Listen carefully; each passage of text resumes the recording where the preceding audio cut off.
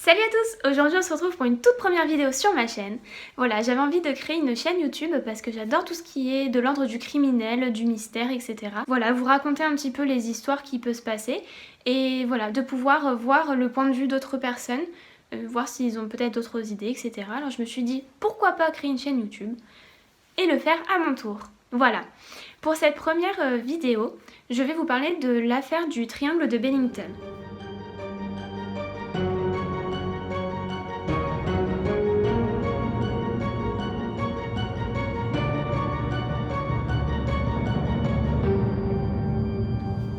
Alors le triangle se trouve aux États-Unis, plus précisément vers le Vermont, c'est-à-dire tout ce qui va être le côté de la Floride, et le triangle va entourer en fait la montagne de Glastonbury, vous allez voir.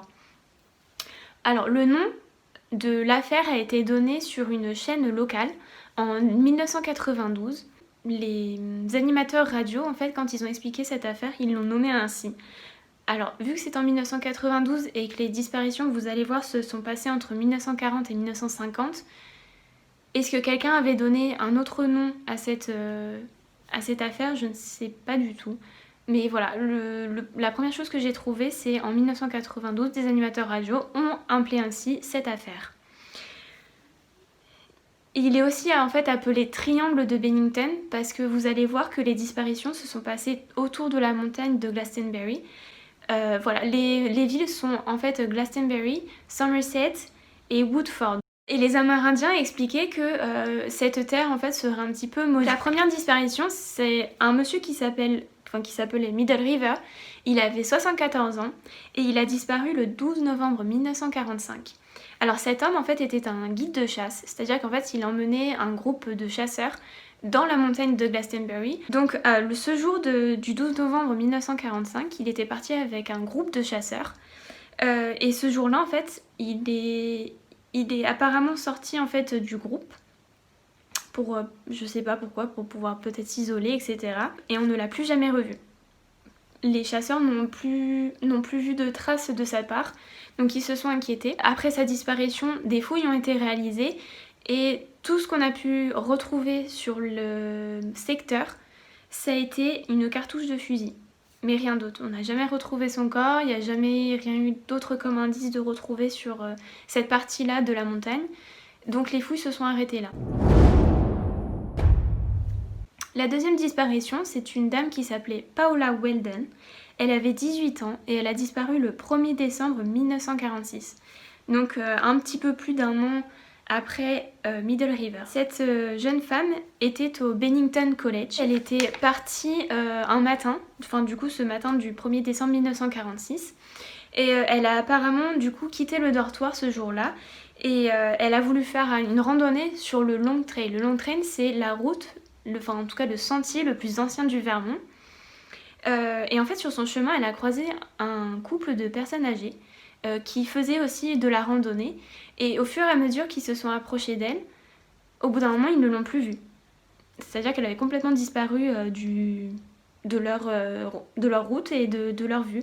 Donc ils se sont inquiétés. Cette histoire, pareil, elle a déclenché une sorte de chasse à l'homme pour pouvoir la retrouver aux alentours de la montagne. Cette histoire a impliqué des étudiants, le FBI d'autres départements des États-Unis. Ils n'ont retrouvé aucune trace de cette personne. Elle avait complètement disparu. Et au fur et à mesure du temps, le père de Paola voulait donner en fait une sorte de récompense de $5000 pour quiconque avait des informations sur sa fille ou sur la manière dont elle avait été peut-être enlevée ou tuée ou quelque chose comme ça. Il voulait donner une récompense pour quiconque avait des informations. Il a même engagé un détective privé pour pouvoir suivre des personnes parce qu'il avait quelques suspicions, mais ça n'a jamais rien donné. Et un soir de Noël aussi, il a voulu lancer une sorte d'appel à radio, WSTC, qui est une radio du Delaware, et pareil, ça n'a rien donné. Donc pour cette personne, c'est pareil, il y a eu vraiment aucune trace de retrouvée pour cette personne. La troisième disparition, c'était un homme qui s'appelait James Tedford, il avait 68 ans et il a disparu le 1er décembre 1949. Alors, cette personne était un ancien combattant et il habitait une pension pour anciens militaires. Cette histoire en fait est l'histoire la plus étrange des 5. Lorsque les policiers ont reçu les témoignages des personnes qui avaient été dans ce bus où ce monsieur a disparu, ils ont remarqué que les informations étaient très bizarres, qu'on ne retrouve pas vraiment de traces au vu de ce qu'ils disaient. Et en fait, ils se sont aperçus que les personnes qui étaient montées dans le bus avec lui ont dit que ce monsieur était monté dans le bus, il s'était assis sur un siège, il avait posé sa mallette juste à côté de lui. Ce monsieur s'est endormi, et lorsque les autres personnes du bus sont aperçues qu'il n'était plus là, ils ont aperçu juste la mallette qui était encore là. Et en fait, ils ne savent pas où c'est que ce monsieur aurait pu descendre, ou en fait, ils ne l'ont tout simplement pas vu descendre du bus. Mais sa mallette était restée sur le siège. Donc la police a ouvert cette mallette, et dans cette mallette se trouvaient tous ses papiers. Ce qui est assez bizarre, de laisser juste sa mallette avec tous ses papiers dedans, et que personne n'ait vu qu'il était descendu. Et il n'y a pas plus d'informations pour cette personne en fait. C'est-à-dire qu'ils ont refait des recherches, et vu qu'ils ont constaté qu'il n'y avait pas plus d'informations, ils ont arrêté cette affaire ici. La 4e disparition, c'est le plus jeune disparu. C'est un petit qui s'appelait Paul Jeffson, il avait 8 ans, et il a disparu le 12 octobre 1950. Alors, ce que l'on sait sur ce petit, c'est qu'en fait, il était parti avec sa mère dans un camion. Sûrement, ils allaient à une ferme proche de la maison parce qu'ils allaient nourrir des cochons. Le petit a voulu rester dans le camion, et donc c'est la maman qui est partie nourrir les cochons.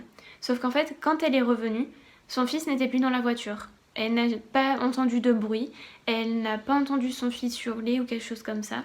Donc elle s'est tout de suite inquiétée, elle a tout de suite cherché. Il y a eu aussi une chasse à l'homme pour essayer de retrouver l'enfant. Et tout ce qui a été trouvé, c'est en fait, ils ont ramené du coup les chiens pour sentir l'odeur du petit. Et l'odeur, en fait, les chiens ont suivi l'odeur jusqu'à la route qui était proche de cette ferme. Et les chiens se sont arrêtés là, il n'y avait plus aucune trace. Donc ils suspectaient le kidnapping du coup, mais plus aucune nouvelle n'a été donnée de ce petit garçon. Et le papa expliquait que déjà il avait une veste à rouge vif, donc il pense que tout le monde l'aurait vu finalement, mais aucune personne est venue leur dire qu'ils avaient vu leur fils quelque part.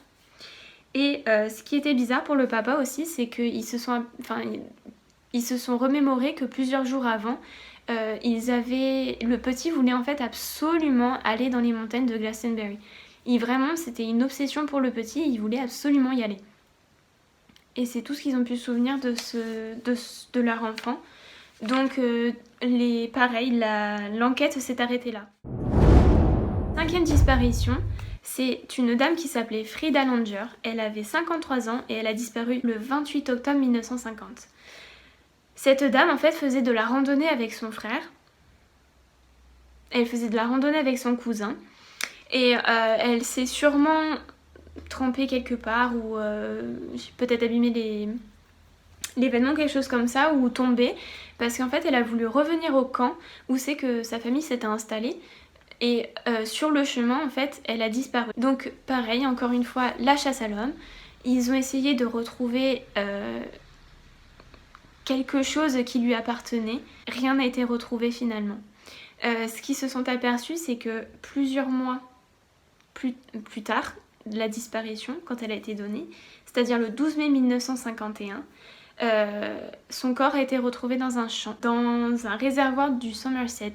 Son corps en fait a été retrouvé là, alors que toute la famille avait fait, et pas seulement la famille, le FBI, etc., avait fait des recherches dans cette partie, et le corps n'y était pas. Donc est-ce que la personne qui l'a tué est revenue ? On sait qu'il y en a qui veulent garder le corps, il y en a que voilà, ils attendent que que les personnes ne recherchent plus la personne pour pouvoir déposer le corps quelque part, etc. Alors est-ce que c'est ce qui s'est passé ? Je ne sais pas. Mais voilà, et ce qu'ils sont aperçus, c'est que ce réservoir a été repeint 7 mois avant la découverte du corps. Ce qui correspond à la disparition, au moment de la disparition de Frida Langer. Le problème étant que son corps était tellement abîmé, vu qu'il est resté dans le réservoir, il était tellement abîmé qu'en fait, le légiste n'a pas pu voir de quoi la personne était décédée. Donc encore une fois, c'est un mystère qui n'a pas été résolu. Alors par rapport à ces disparitions, il y a plusieurs hypothèses depuis le temps. Alors la plus grosse, bien sûr, vu qu'on est aux États-Unis, c'est Bigfoot. Peu probable, mais bon. Et il y a une histoire indienne aussi qui dit que dans la montagne de Glastonbury, il y aurait une pierre. Et dans cette pierre serait un peu maudite, et quiconque s'approcherait de cette pierre serait aussi maudit. Alors, encore une fois, est-ce que c'est vrai ou pas? Mais vu que les Amérindiens ont beaucoup de croyances sur les terres, etc. Voilà, est-ce que c'est leur croyance? Est-ce que c'est vrai? On ne sait pas. Et la troisième, qui serait peut-être un peu plus probable, c'est soit un serial killer, vu que les disparitions sont rapprochées quand même, enfin ça s'étend sur plusieurs années, mais elles sont rapprochées, ou alors un kidnappeur, vu que les autres corps n'ont pas été retrouvés. Une bibliothécaire du Bennington Museum qui pense que la disparition de Middle River serait en fait un homicide, vu qu'ils ont retrouvé une cartouche de fusil, ce qui serait du coup assez logique, mais vu qu'on n'a jamais retrouvé le corps, est-ce que c'est les chasseurs qui étaient sur place qui ont caché le corps? Est-ce qu'ils l'ont emporté? On ne sait pas. Et pour l'affaire de Paula Weldon, elle pense qu'en fait elle se serait enfuie avec son petit ami de l'époque et qui serait peut-être partie vivre au Canada. Encore une fois, on n'a pas plus d'informations, donc on ne sait pas non plus. Et ce qui est le plus troublant en fait dans ce triangle, c'est que en fait des cas ont été recensés avant 1900. Et j'en ai trouvé 2 qui sont vraiment à peu près très étranges aussi, qui poursuivent le mystère du triangle. Le premier, c'est que le 4 avril 1892, Henry McDowell était un ouvrier dans l'usine de Fayetteville. Et en fait, il est devenu complètement fou ce jour-là. Et il a assassiné son collègue qui s'appelait John Crowley en le frappant à la tête avec un bout de bois. Par la suite, il s'est échappé du coup et il a été retrouvé et arrêté dans le Connecticut où il a avoué le crime, il a été jugé et il a dit qu'en fait il entendait des voix dans sa tête. Et donc cette personne a été condamnée à l'asile. Et par contre dans le Vermont du coup il est remonté dans le Vermont, il a réussi à s'échapper dans un wagon qui comportait du charbon et on ne l'a plus jamais revu depuis. Il n'y a plus eu aucune trace de ce monsieur en fait après les événements. Et la deuxième, c'est qu'en 1897 se tenait la première saison de chasse de Glastonbury et par cette occasion John Arbor qui était âgé de 40 ans à l'époque et qui était apparemment respecté de tous dans la ville de Woodford. Ce monsieur en fait a été mystérieusement assassiné. En fait, il était parti chasser avec son frère et un ami à lui dans la montagne du coup. Et son frère et son ami se sont un petit peu écartés pour chasser quelque chose.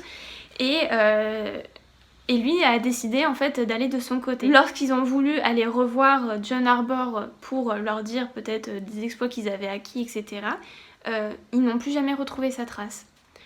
Sûrement que la nuit commençait à tomber, donc ils ont arrêté de faire des recherches. Et le lendemain, ils ont repris les recherches. Et c'est du coup le lendemain qu'ils ont retrouvé le corps de John Arbor. Ce qui était assez bizarre, c'est que ils ont vu que le corps avait été déplacé contre un arbre par rapport à là où il avait été assassiné. Son fusil était sur le côté, comme si quelqu'un l'avait déposé sur le côté, et il avait été assassiné. Mais ce n'est pas son arme en fait, c'est pas avec son arme qu'il a été assassiné, donc ça ne pouvait pas être en fait un suicide, c'était du coup plutôt un homicide. Pareil, il n'y a eu aucun indice de retrouver, une sorte pas de chasse à l'homme du coup, mais ils ont essayé de retrouver beaucoup d'indices et ils n'ont absolument rien trouvé.